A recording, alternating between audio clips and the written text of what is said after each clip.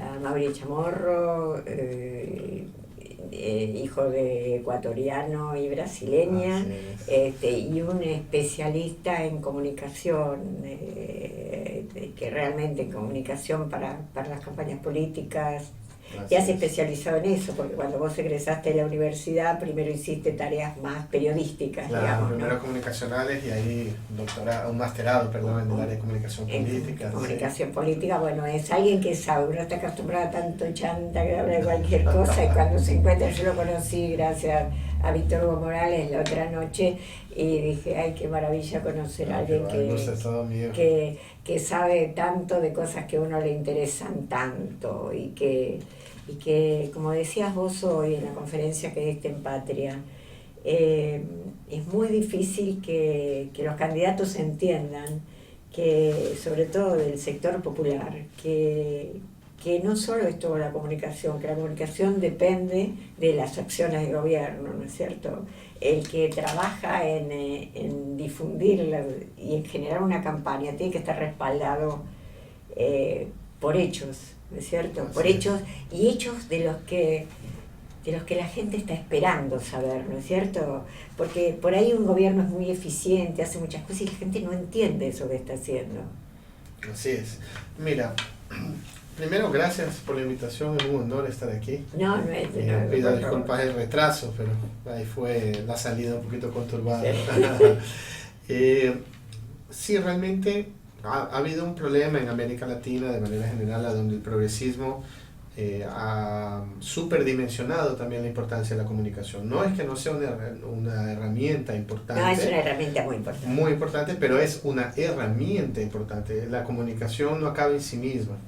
Nosotros debemos comprender que la comunicación también no viene a solventar los problemas políticos. ¿No? Ella viene para ayudar en los procesos políticos que de alguna manera ayuden a restablecer esas conexiones con la sociedad civil, con los grupos organizados políticos, porque es necesario obviamente una composición real política que permita un avance, que al momento de una elección con una muy buena comunicación se pueda ganar esa elección o se pueda tener gobernabilidad. No que la comunicación viene a solventar un problema práctico de la política donde no hay acuerdos previos, a donde no todos caminan o reman y hacen un esfuerzo para un mismo lugar. Entonces, claro, porque así se desperdician muchos esfuerzos si uno no tiene claro esto. Claro si uno quiere, además, hay que comprender. Se comprendió, por ejemplo, en nuestra campaña presidencial anterior, se comprendió muy tarde que para que la gente comprendiera, la gente que estaba mucho mejor, comprendiera que eso no era solamente porque habían trabajado bien, sino porque había políticas públicas que le permitieron crecer. Eso no se lo dijo antes a la gente. La gente creyó que el bienestar le venía por sí mismo, además porque uno siempre trata de restarle importancia al resto. Y entonces, en lugar de pensar que todo eso que había alcanzado era porque había unas posibilidades políticas que uno creciera, porque había universidades, porque había más posibilidades de trabajo y más trabajo calificado. Hay un fenómeno interesante que es el progresismo infelizmente acabó reafirmando los valores capitalistas.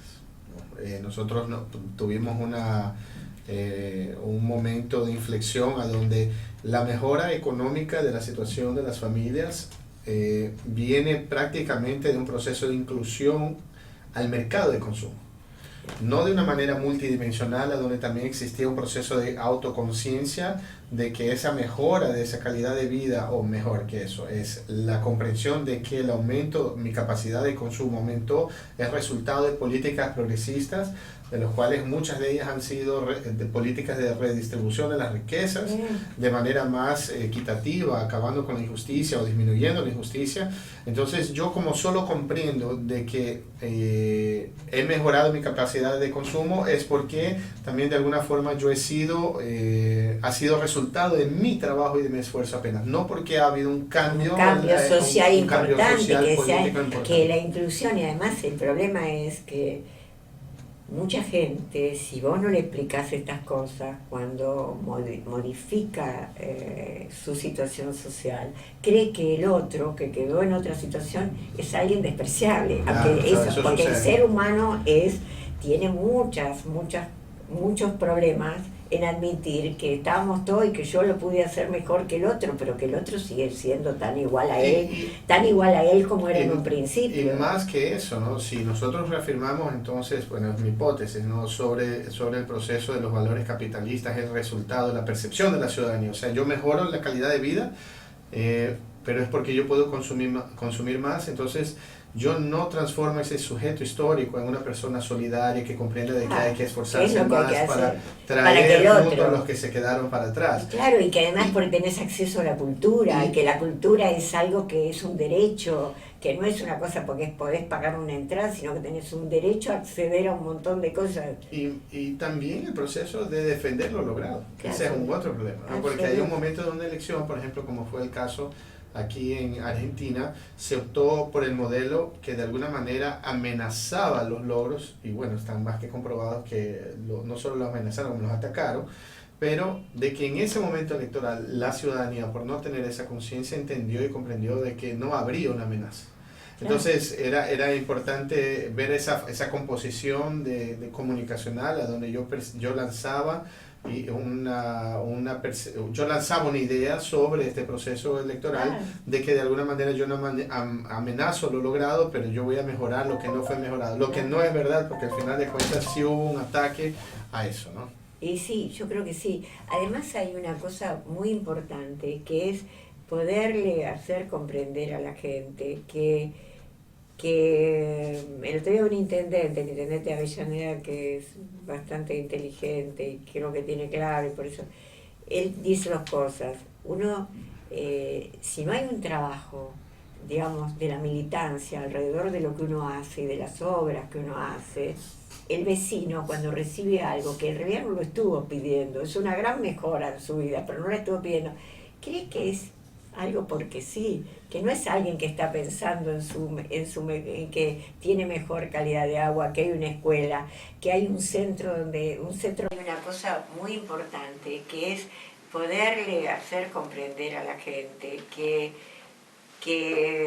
el otro día el intendente de Avellaneda, que es bastante inteligente y creo que tiene claro, y por eso él dice dos cosas. Uno, si no hay un trabajo, digamos, de la militancia alrededor de lo que uno hace y de las obras que uno hace, el vecino cuando recibe algo que en realidad no lo estuvo pidiendo, es una gran mejora en su vida, pero no lo estuvo pidiendo, cree que es algo porque sí, que no es alguien que está pensando en que tiene mejor calidad de agua, que hay una escuela, que hay un centro maternal en su barrio donde puede dejar a su chiquito tranquilamente mientras su esposa va a trabajar. Es decir, si no hay una necesidad puesta de por medio, que vos decís, mire, estoy respondiendo a la necesidad que usted tiene, uno da cosas, no entiende la gente que eso es una política. Eso se construye cuando las personas se empoderan de los logros. Claro. O sea, es importante hacer que la ciudadanía de alguna manera sea corresponsable, copartícipe de esos logros. O sea, no puede llegar de una manera como caída del cielo, claro, porque yo no me empodero de eso, y al final de cuentas yo también es más difícil aún comprender todo el proceso anterior para llegar a la construcción de ese local a donde yo puedo dejar a mi hijo y saber que dejo a mi hijo en un local, no porque construyeron un local, sino porque existe una política pública que ha comprendido este gobierno o el gobierno anterior, que de cierta forma es clave para permitir que, por ejemplo, una familia clase media pueda salir a trabajar el padre y la madre, porque ahorita hay un espacio de una política pública de enseñanza que no es solo para dejar el hijo, sino para ya desarrollar, para cuidarlo y hacerlo desarrollarlo, claro, porque la fase más importante del crecimiento del niño es hasta los 7 años. Entonces, de esa manera, si yo no traigo esa familia para dentro de esa escuela, si yo no hago con que ella participe del proceso, de la gestión, de que cuide, que sienta que eso es de ella, es muy difícil que después en un momento electoral esa familia comprenda que está en juego que exactamente no solo esa obra física de esa casa donde está en la escuela, sino todo el proceso que ha permitido con que la sociedad de Argentina, con que sus políticos de alguna manera hayan gobernado, hayan creado leyes para el beneficio de la sociedad, y no apenas de un grupo de empresarios, que es lo que la historia de América Latina siempre nos lleva. Siempre nos dio y hicieron lo que quisieron. Así es. A mí me interesaría mucho que vos expliques cómo del otro lado, cómo se han empoderado de toda la comunicación, como vos contabas hoy, que cuando hay un proceso en contra de los gobiernos populares, hay lugares clave, como puede ser Colombia, como puede ser Miami mismo, y en todos los lugares, donde hay agencias que todo el tiempo están trabajando, digamos, largando información en contra de nuestros líderes, que puede ser la corrupción, que puede ser la mala gestión. Vos ponías ejemplos muy claros. Sí, lo primero, a ver, ¿qué ha sucedido en América Latina? Después de la llegada del movimiento progresista, ¿no? Las presidencias de las esta patria grande que logró primera vez. Por primera vez consigue tener, en el caso de América del Sur, prácticamente todos los gobiernos, a excepción de Colombia, gobiernos progresistas. Obviamente hubo una necesidad, ya yo digo que ni siquiera la tentativa del dominio sobre nuestra región no es apenas por el tema de los recursos naturales.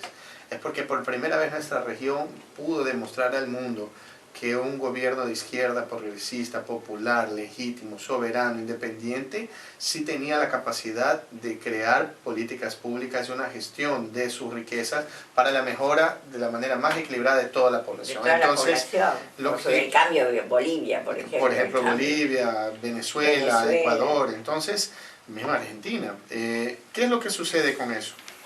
Entonces, si ya las condiciones políticas son diferentes de lo que era antiguamente, ya la forma de combatir las fuerzas conservadoras para combatir ese modelo progresista que era muy bien coordinado entre todos los países, entre todos los movimientos, se desarrolla una manera de trabajar comunicacional del cual se ha implementado la misma matriz de información. En todos los países es igual. ¿Qué quiere decir?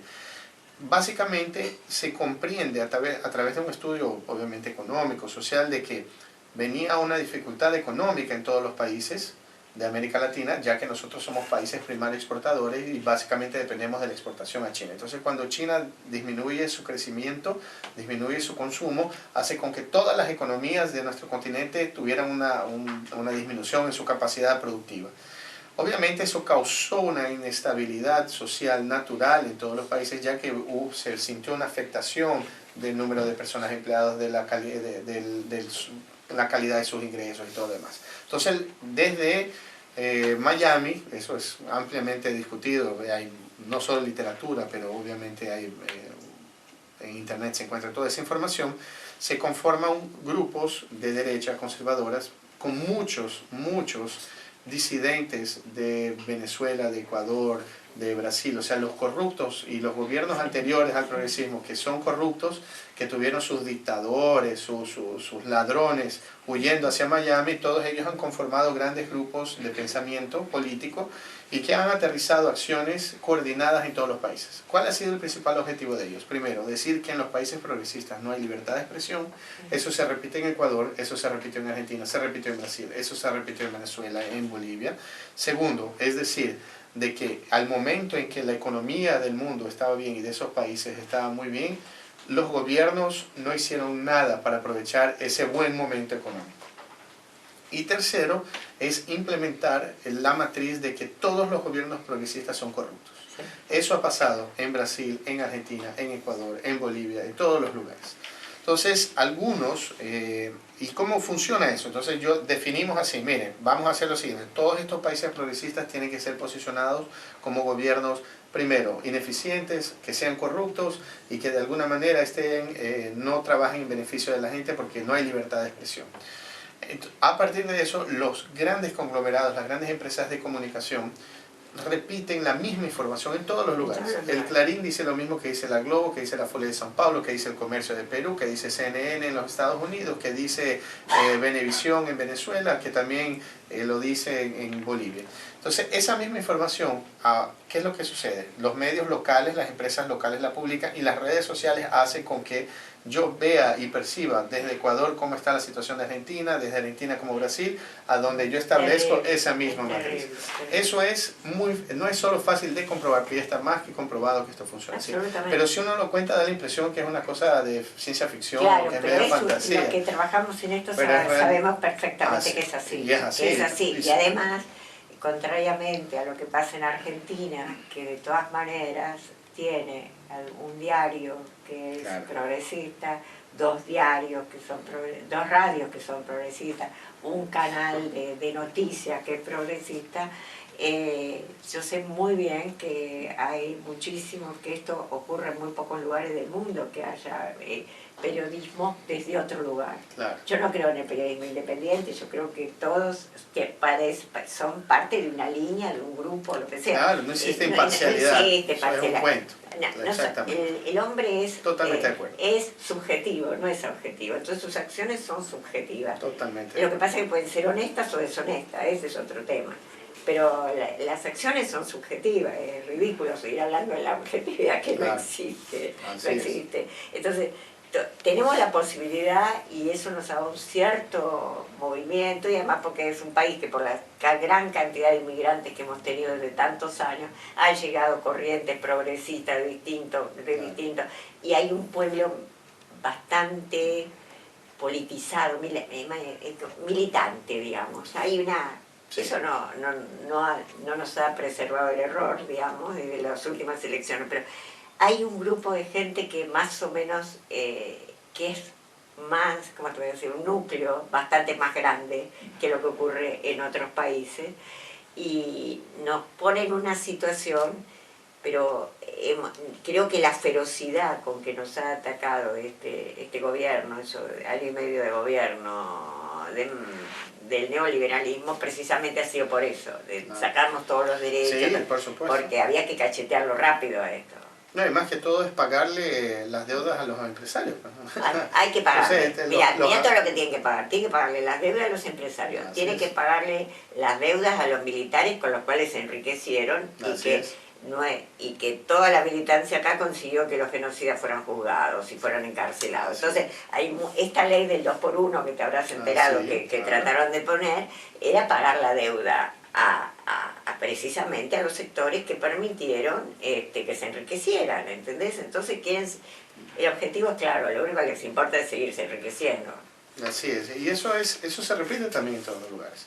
Entonces, como yo te contaba, esas acciones de conformar una misma matriz de pensamiento, de opinión sobre los gobiernos, se ha implementado en todos los lugares y básicamente son manejados de dos grandes centros en términos de las redes sociales, uno queda en Bogotá y el otro queda en São Paulo. Eso también es ampliamente ya contrastado, a donde se ve, por ejemplo, que las cuentas de Facebook y de Twitter migran como golondrinas dependiendo del momento a donde hay elecciones. Entonces ahorita estamos en Chile, entonces hay la gran masa de gente, una gran parte de las cuentas de ataque hacia el gobierno venezolano que están en Colombia, apoyando las guarimbas y estos grupos terroristas que están actuando en Venezuela, en este momento apoyan a Piñera. Claro, Chile. es la misma cosa. Claro, y ellos anteriormente estaban trabajando en favor de Lazo en Ecuador contra el presidente Lenín Moreno. Entonces, esa conformación funciona de manera muy articulada y es muy eficiente.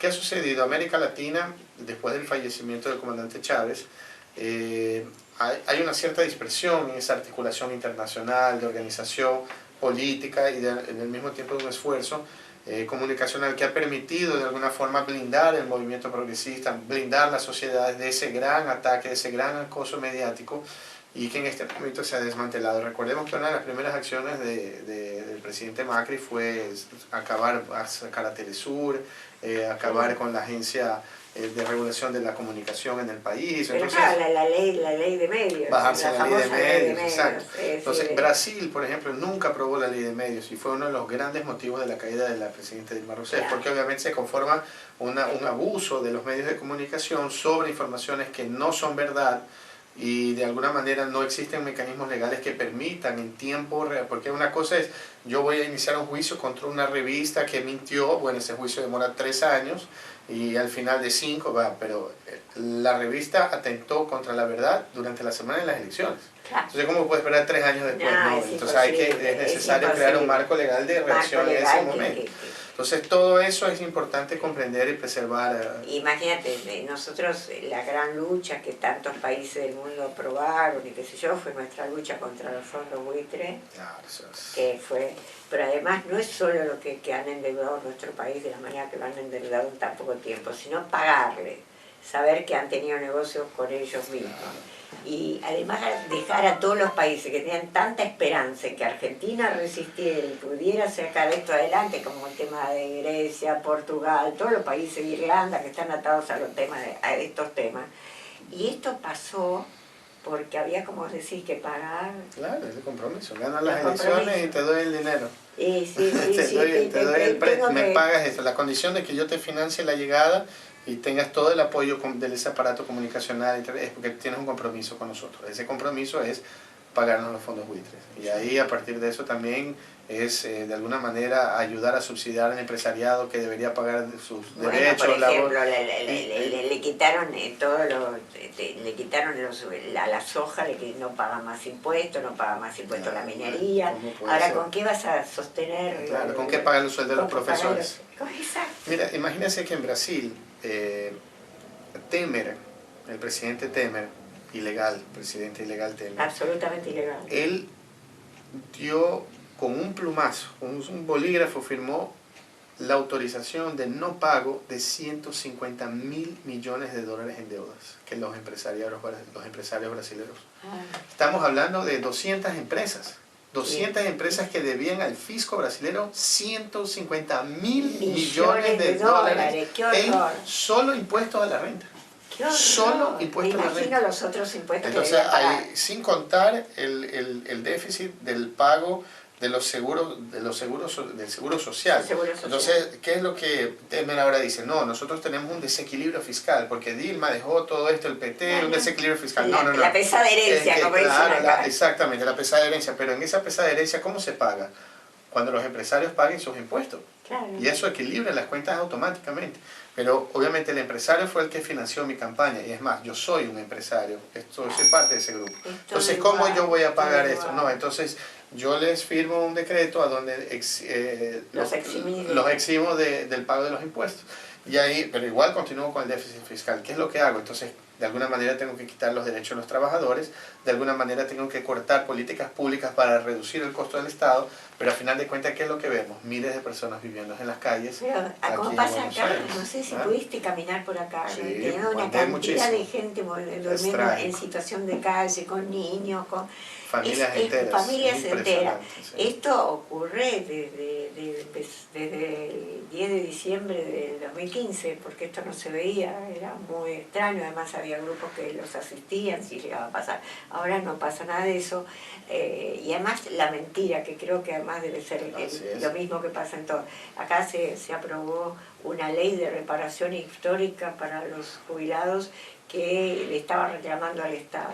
Y una mentira. Hubo gente que decidió desestimar sus juicios para cobrar esto y le tocaron, qué sé yo, ponerle $5 por mes para decirte una cosa terrible, ¿viste? Sí, o sea, es que es necesario, el dinero viene del mismo lugar. La diferencia es que la gran parte de ese dinero, en el gobierno anterior al de Macri, el gobierno progresista, fantástico que ha tenido Argentina, que es una referencia, le puedo decir, en todas partes. Y además por la lucha en los derechos humanos. Es referencia y fue muy importante para toda América Latina en el momento que tuvo que parar el carro a los Estados Unidos con el tema del ALCA. Y además cuando ayudaron al presidente Correa, cuando tuvo el golpe, que inmediatamente Néstor Kirchner movilizó a todo el Mercosur, a UNASUR. Si no fuera el presidente Néstor Kirchner, el presidente Chávez en esa época, no hubiéramos sobrevivido obviamente al golpe. Entonces, el dinero viene del mismo lugar, o sea, los recursos son limitados. La diferencia está en la voluntad política de qué hago con esos recursos, ¿no? Entonces el kirchnerismo obviamente puso en primer lugar, las necesidades de desarrollar una economía orientada al pago de esa deuda histórica social que había con el pueblo argentino. Desarrollar políticas públicas que permitieran una mejor calidad de vida, porque si no, ¿cuál es la función? O sea, ¿para qué? Entonces, esos pequeños grupos empresariales, pequeños grupos de personas con grandes empresas, ahora en este momento son dueñas de ese presupuesto, claro, determinan ese presupuesto para su beneficio. Vos fíjate, por ejemplo, el tema de aerolíneas, la línea de bandera argentina. Bueno, ¿qué hizo el gobierno? Planteó que Aerolíneas llegara a los lugares que no eran rentables, porque para eso tenés una línea de bandera. Así es. Para poder llegar conectar todo el país. Para interconectar el país. Entonces, ¿qué pasa? Esos lugares pequeños se desarrollaron. Argentina tiene muchas bellezas naturales, entonces pudieron crecer. Un país tan grande. Pudieron crecer, entonces llegaban los aviones, entonces tuvo un turismo que le permitió crecer, educar mejor, todas esas cosas. Bueno, y ahora todo eso, ya creo que a 14 aerolíneas les están dando destinos, y por supuesto van a ser los destinos rentables, no van a hacer eso. Así es. Esa es la política, eso es cuando el capital está sobre el ser humano, ¿no? O sea, cuando el Estado está en función de las empresas y de la élite de los países, en realidad no miran apenas al Estado como una empresa. O sea, el Estado tiene como que la obligación de tener rentabilidad, y eso no existe. No, entonces, la rentabilidad del Estado es la inversión en educación, la inversión en salud. El mejor ahorro es invertir en la infraestructura, claro. Entonces, porque es el futuro. Y eso es clave para desarrollar, o sea, no se puede ver también, y ese es un error, claro, y ahí juegan con los números, ¿no? Dicen, mira, la empresa estatal de aerolíneas está quebrada porque genera un déficit de tanto. A ver, pero es que no se puede medir apenas con eso. Veamos cuál ha sido el resultado en el desarrollo local, en lugares que históricamente han sido invisibilizados. Entonces, ahora cómo aterrizar y avanzar en eso. Entonces, esa construcción de esa explicación es a donde, de alguna forma, ahorita hay una gran oportunidad, yo creo, en Argentina, de retomar esa narrativa. Hay una necesidad, obviamente, de resignificarse, de reconstruir esa simbología, esos canales, repensar conceptualmente para dónde vamos, y no solo apenas en la esfera local, pero sí en la esfera regional. Es momento de pensar en esa segunda fase de la lucha por la independencia. Sí, tenemos que estar juntos. Si no estamos juntos no podemos. Imposible. No podemos. América Latina no puede crecer. No puede crecer si no intercambia educación, si no intercambia salud, si no intercambia lo que hicieron los médicos cubanos en Bolivia, en Brasil, en Ecuador, Venezuela, toda la cantidad de maravillosa gente que ha venido a nutrirse a nuestras universidades desde siempre. Y por supuesto, ¿cuál es la política de este gobierno? Decir que no, ¿por qué estamos teniendo en nuestras universidades gratuitas a gente? Lo hicimos siempre, está en nuestra Constitución, nosotros hemos sido siempre así, y esto ha creado este país como es. Entonces, no pueden venirte a transformar en xenófobo, en despreciar al otro, en todas esas cosas que no... Y al final lo que cuenta es el dinero, ¿no? Porque son recortes de derechos, porque hay una necesidad de ahorrar, porque el Estado supuestamente es muy hinchado, muy pesado, pero está así porque también disminuye la recaudación, pero quien paga los impuestos deberían ser los ricos, y ellos no pagan, entonces yo los protejo. Esa constitución, esa cadena, ese círculo vicioso muy negativo para los países, de alguna manera son también la oportunidad de la vuelta del progresismo, a donde debe una necesidad de reconstrucción, exacto, esquina por esquina. Escúchame, me interesó mucho lo que contabas el otro día con respecto al presidente Maduro, realmente cuánto lo apoya el pueblo, y lo que vos contabas de lo inteligente que era para sus acciones políticas, aunque era muy malo para comunicarse. Así es. Me gustaría que me cuentes un poco de eso. Yo creo que no existe en la historia de América Latina, en la historia reciente, yo creo que ni siquiera el comandante Chávez sufrió el nivel de acoso que ha sufrido el presidente Nicolás Maduro. Más o menos el que sufre Cristina, digamos. Claro, sí, exacto. Es más o menos, sí, lo que encima de ella grabado porque es mujer. Bueno, ni contar la misoginia, ¿no? Yo diría el acoso a un nivel económico también. Argentina no pasó por eso, Brasil tampoco.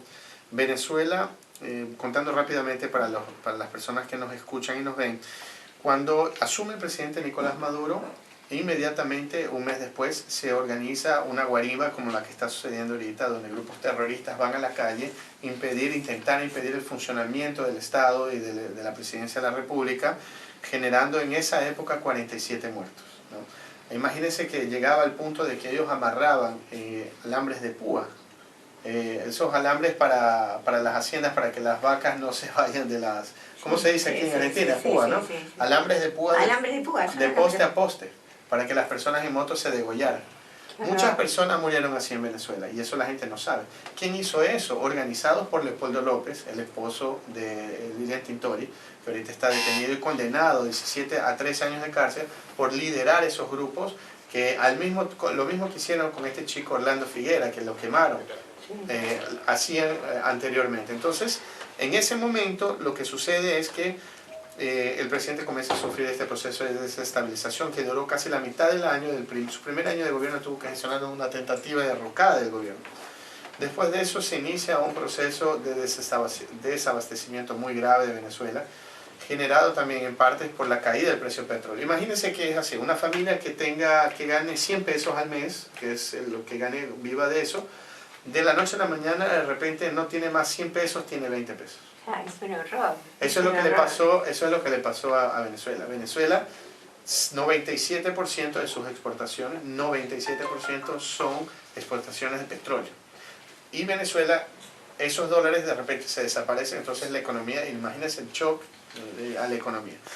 Se generó un proceso de desabastecimiento en el país, en gran parte generado obviamente por la disminución de los dólares y la otra parte acentuada por lo que se llama de contrabando de extracción. ¿Qué es el contrabando de extracción? A través de las fronteras secas de Venezuela y Brasil, Colombia y Brasil con Venezuela, se roban los productos de las perchas de los supermercados. CEPAL indica de que en Venezuela la mitad de los productos ofertados son robados del país. Entonces, si yo no tengo dinero para importar porque se acabaron las divisas, porque bajó el precio del petróleo y se me roban lo que tengo, obviamente va a faltar. Eso sucede al año subsecuente de su elección. El presidente Nicolás Maduro comienza a enfrentar este caso de desabastecimiento. Él desarrolla un proceso que se llaman los CLAPS. CLAPS son los comités locales de abastecimiento y producción, que tenían como objetivo hacer que la comida, los materiales de limpieza, los remedios, todo, llegaran directamente a las familias sin tener que pasar por la cadena de distribución que eran los responsables por robar. Los grandes centros, los mercados robaban esa comida. Entonces ahora ya hace más de un año, el presidente Nicolás Maduro, en apenas 3 meses, él logra que más o menos 3 millones de familias comenzaron a recibir directamente la comida y su necesidad, toda la necesidad de abastecimiento de esa familia, que ellos pensaban, bueno, esta familia tiene un adulto mayor, tiene 3 niños y tiene una mamá, entonces a ver, ellos necesitan este consumo y le hacían llegar toda la comida semanalmente. Y se vuelve a estabilizar el precio del petróleo. ¿Qué quiere decir? Venezuela tenía capacidad de comprar los productos, de nuevo, que tienen mucho dinero. Imagínense que ellos exportan 2 millones de barriles diarios de petróleo, multiplicado eso por $50 cada barril, usted se imagina cuánto ganan al día. Entonces Venezuela podía equilibrar. ¿Qué es lo que los Estados Unidos hicieron? Cuando Venezuela supera el problema del desabastecimiento, el Banco Central norteamericano el año pasado firma un decreto a donde prohibía que cualquier institución financiera que fuera asociada a la Asociación de Bancos Americanos, a la ABA, que tuviera sede o funcionamiento en los Estados Unidos, cualquier institución financiera que hiciera cualquier tipo de negocio o transacción con una institución, una empresa o un ciudadano venezolano, podría tener sus bienes incautados en los Estados Unidos. Eso es lo mismo que le hicieron a Cuba. Claro, lo mismo, por eso se bloquea. ¿Qué sucede? Ahora Venezuela vende millones de barriles de petróleo diarios, tiene todo el dinero del mundo, pero no consigue hacer transacciones financieras de importación de comida, que la ha hecho toda la vida. Claro, que nosotros mismos. Bueno, con la leche. Todo, absolutamente todo. Todos los países importamos o exportamos comida, ellos necesitan importar, entonces ellos no consiguen hacer, porque las empresas que podrían proveerle, o los gobiernos, ellos no pueden hacer transacciones financieras porque los bancos no aceptan hacerlo. Esa es la manera de organizar. Entonces, ¿qué es lo que el presidente Nicolás Maduro, y ahí obviamente entra con estos procesos de violencia y desestabilización, del cual el presidente Nicolás Maduro ha conseguido tener una cohesión social muy grande, porque nadie en América Latina hubiera sobrevivido a lo que le han hecho al presidente Maduro, ha tenido salidas pacíficas y muy bien estructuradas en crear un tejido social que salga adelante en la superación de estos problemas, así como él ha conseguido de alguna manera concientizar a la ciudadanía. Ahora, obviamente, ¿cuál ha sido la falencia del presidente Maduro? Eso hay que admitirlo. Es un proceso comunicacional, ¿no? Al momento de salir a discursar, a explicar la situación, al momento de aparecer, eso también con el acoso mediático que ha sufrido Venezuela, se descontextualizan sus declaraciones, su información, y obviamente intentan ridicularizar la figura del presidente Nicolás Maduro. Pero la verdad lo que el presidente Nicolás Maduro ha conseguido hacer es heroico, porque el proceso de Venezuela ha seguido adelante. Y ahí una última señal. Se decía que no existía, que era una dictadura, el gobierno de Nicolás Maduro era una dictadura, de que no habían derechos, de que no había elecciones. Pues este año va a haber 2 elecciones, una para la constituyente y otra para las elecciones seccionales que van a elegir los alcaldes y los gobernadores. ¿Qué quiere decir? Ahorita la oposición venezolana tiene la oportunidad de poner las cartas sobre la mesa y ganar las elecciones. ¿Qué es lo que ellos han hecho? Han declarado que es inconstitucional convocar las elecciones. O sea, eso que escuché el otro día me parece maravilloso, porque no tienen capacidad. O sea, ¿por qué? Porque no tienen la capacidad, de ganar una elección en este momento. Puede parecer loco. Yo conozco muy bien Venezuela. Yo he estado mucho allá, he trabajado, ya conozco muy bien Venezuela. Todas esas fotos y videos, escuchen todos, todas esas fotos y videos que ustedes han visto en internet son básicamente en 4 esquinas, en una plaza que se llama Altamira, que queda en la ciudad de Chacao, que era Leopoldo López el alcalde. Ciudad de Chacao, que queda en el estado de Miranda, que es Capriles el gobernador. En esa esquina es a donde ocurren todas esas imágenes, son lo que son filmadas de diferentes ángulos. Y al lado hay una avenida que se llama Francisco Fajardo, que es una avenida elevada, que es a donde se ve esa marcha grande, que en realidad se conecta con esa plaza. Entonces es como si fuera un hipódromo, así, para que los caballos corren, entonces se dan la vuelta. Yo lo he visto, yo he estado en esas marchas. Yo fui a ver cómo era para que no me cuentearan, porque yo dije, no puede ser. Entonces fui y lo vi. ¿Qué sucede? Ahí, y se transpone al mundo entero, de que hay un proceso nacional, una catarsis nacional. No la hay. No se puede negar de Venezuela los problemas económicos que ya se están superando. No se puede negar el gravísimo proceso de desabastecimiento que hubo en el país. No se puede negar la falta de medicinas que aún no se han estabilizado en el país. Pero también no se puede negar todo el esfuerzo y toda la sustentación de un proceso democrático que el presidente Nicolás Maduro, inclusive teniendo el apoyo del Papa Francisco. El Papa Francisco llegó a llamar a Capriles, a Leopoldo López, a Julio Borges, a Lup, Henry Ramos Alup, que fue el ex presidente del Congreso de la Asamblea Venezolana, pidiéndole por favor que se sentara en una mesa de diálogo, porque la derecha no quería dialogar. Y ellos vienen a decir que es un gobierno. Ustedes aquí en Argentina vivieron una dictadura. Ustedes saben lo que es una dictadura. Decir que el gobierno venezolano es una dictadura.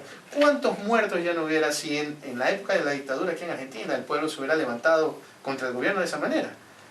Por favor. Entonces, y gran parte de los asesinados, esa vale también recordar, gran parte de los asesinados, esos 50 asesinatos, son de militantes chavistas. Son de militantes y líderes chavistas que están muriendo con un sicariato instalado al modelo paramilitar de Uribe. Porque en Venezuela, y ahí quiero finalizar sobre el caso de Venezuela porque es interesante, Venezuela tiene una población de 30 millones de habitantes. ¿Usted sabe cuántos colombianos viven en Venezuela? 7 millones. 7 millones de colombianos viven en Venezuela. ¿Por qué ellos no se han vuelto a Colombia después de todos los problemas económicos y todo lo que ha pasado? Porque la situación de vida en Venezuela es infinitamente mejor que en Colombia. En Venezuela los colombianos tienen casa, tienen acceso a salud, a educación, tienen paz, tienen seguridad, no existen grupos paramilitares que los van a matar, no existe el problema del conflicto armado que hay en Colombia. Entonces, esa sociedad conformada allá, que vive y que es gran parte chavista, que defiende el modelo bolivariano, pues es digna de decir qué es lo que Venezuela ha hecho por ellos. Cosa que es diferente de lo que Colombia haya hecho por el resto del continente latinoamericano, los gobiernos colombianos, porque el pueblo colombiano es excepcional. Entonces, al momento en que decimos que hay un país colapsado donde la gente se muere del hambre, hay una guerra civil, hay una dictadura, ¿cómo puede ser que viviendo en la frontera con Colombia existan dentro de Venezuela 7 millones de colombianos? ¿Por qué esa gente no se ha ido? Justamente por eso. Pero ahí ha sido un punto de aprovechamiento de la derecha fascista colombiana, que ha entrado con un apoyo estricto financiero de formación de grupos paramilitares dentro de Venezuela, que ha asesinado. Ellos están pagando $500 por un policía muerto. Si usted filma que mató a un policía, le pagan $500 por haber asesinado al policía. Y así han matado muchos policías y mucha gente. Claro, qué horror. Y hemos pasado algo de esto. ¿Quién coordina eso? Capriles, Leopoldo López, Lilian Tintori. Esa gente es la que está haciendo eso. Entonces sale ella, inmaculada, linda, defensora de los derechos humanos, en lo que el marido de tenemos ella, algunos casos sicario. acá. Nosotros tenemos Bueno, algunos casos acá de esta sufrieron señora mucho. que defienden ese Así tipo es, de cosas. Lo conocemos bien eso. Y su marido condenado por corrupción también, ojo. Recordemos, Leopoldo López tiene serios problemas con Contraloría por desvío de dinero, y Capriles ahorita se le descubre que tiene un rollo ahí con Odebrecht, ¿no? Ahí veamos, para que vean la hipocresía de esa Parece gente. que Odebrecht nos va por ahí salvar de alguno. ¿Quién te dice? Si los jueces están en todos lados igual que acá. La justicia es la misma, ¿no? Así, siempre. Yo siempre digo así, si ya nuestro Martín Fierro decía, hacete amigo del juez, porque tienen no son trigo limpio, como decimos. En Brasil han sido nefastos, ¿no? Y bueno, y acá no te cuento, que el destino nuestro está realmente. Pero no hay que agachar, no hay que dar un paso atrás aquí. No hay que dar ni todos los para pasos coger viada. Hay que dar todos los pasos adelante. Ni para agarrar viada, exactamente. No sé. Mira, me gustaría mucho que quedemos conectados. Me parece, no sé cómo agradecer haberte conocido. Es tan importante saber qué le está pasando al otro. Sí. Es tan importante, por más que uno tenga, yo tuvo hasta hace poco un festival de cine político, hasta hace 4 días, fantástico, donde vimos cosas, donde hubo una película sobre el Club Bilderberg, muy interesante, que son estos señores que están colocando, creo que todos estos fantoches a cargo de los países, ¿no? Son los responsables de eso. Y la verdad fundaciones de empresas en los Estados Unidos. Fundaciones de empresas, sí. Son 100, creo que ahora hacen su reunión anual, ahora a mediados de junio. Sí, el grupo Milenio, los hermanos Koch, todos ellos financian toda esa gente. Centros de pensamiento político en América Latina, y principalmente financian organizaciones sociales que son pseudo organizaciones sociales que en realidad trabajan mucho por el proceso de desestabilización en todos los países. Argentina ha sufrido mucho por eso. Mucho. En la última elección estuvieron trabajando mucho en la provincia de Buenos Aires, se han recibido muchos aportes de Estados Unidos a través de eso para hacer pelota realmente. Desde el 73 en Chile, lo mismo para acá. Sí. Bueno, estuvimos charlando y agradecemos profundamente porque él tiene muchas cosas que hacer, está poquito en el país, con Amaury Chamorro, especialista en comunicación, que realmente ha trabajado en todos los gobiernos progresistas americanos y realmente fue una gran cosa que agradezco profundamente haberte conocido. Favor, de verdad gracias, que ha sido un placer enorme poder escuchar que alguien nos cuente. Siempre a disposición. Te vas ahora para Rosario. Sí, ahora primero a C5N. Sí, tengo una entrevista ahorita con Víctor Hugo en C5N, después tengo el honor de ir a Rosario, a la Universidad Nacional, a dar también una conferencia sobre comunicación política. Y fue una invitación de ellos, por eso estoy en el país, muy agradecido, muy honrado, la primera vez, una vergüenza admitirlo, pero es mi primera vez en Argentina. Bueno, pero te vamos a tener más. Espero que sí, claro que sí. ¿Vos estás residiendo en Brasil o en Ecuador? En parte en Ecuador, en parte en los países que trabajo, ¿no? Yo creo que no paso más de 2 semanas en un mismo lugar, viajo mucho, ¿no? Por el trabajo, pero ahí entre Brasil y Ecuador. Bueno, muy bien, vamos a tenerte, espero que te tengamos rápido de nuevo con nosotros, y por ahí el miércoles, si tenés un rato, nos volvemos a ver un rato. Será un gusto, seguramente. Nos comunicamos por el WhatsApp, así que vamos a decir que es la gran... sí, uno de los grandes problemas comunicacionales, pero también nos ayuda. Nos ayuda. Bueno, en un ratito seguimos en Periodismo en Emergencia, pues tenido este inicio tan fenomenal, gracias a Amaury Chamorro.